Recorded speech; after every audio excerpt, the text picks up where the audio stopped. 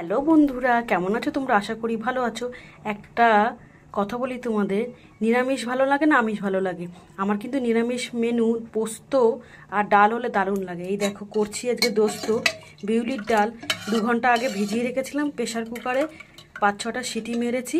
আর এর মধ্যে দিয়েছি একটু লবণ আর 2টো তেজপাতা দিয়ে সেদ্ধ করে নিয়েছি। আর এখানে দিদি দেখো একটু চিনি রেখেছি, এটা মৌরি, আদা আর কাঁচা লঙ্কা আদা খাঁচা করে থেতো করে নিয়েছি। আর কড়াইতে দিয়েছি শুকনো লঙ্কা, তেজপাতা, এই দেখো খুন্তির মধ্যে রয়েছে হিং। এটা দিয়ে আমি বিউলির ডালটা সোমবারে দেবো, দারুণ লাগে পোস্তর সাথে দোস্ত। দেখো বন্ধুরা, আমি পোস্ত জলেতে ভিজিয়ে রেখেছি।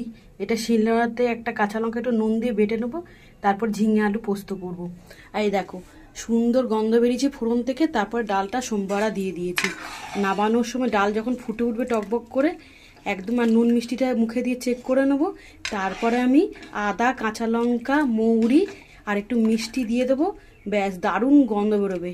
যারা যারা এইভাবে ডাল খেয়েছো তারাও তো জানো বিউলি ডালের কত স্বাদ। আর শীতের সময় আমি সবজি দিয়ে করি, গাজর, বিনস, সিম দিয়ে করি, দারুণ লাগে এই বিউলির ডাল খেতে। এখনও ফোটেনি, এই আমি ঢাকা চাপা দিয়ে রাখছি বন্ধুরা। আর কার কার ভালো লাগে আমাকে কমেন্ট করে জানিও। Tata, bye. আজকে বিউলির ডালের রেসিপি তোমাদের সাথে শেয়ার করে দিলাম। এই দেখো এই বাটাটা আমি এই যে দিয়ে দিচ্ছি, একটু ভালো করে ফুটলে আমি নামিয়ে নেবো।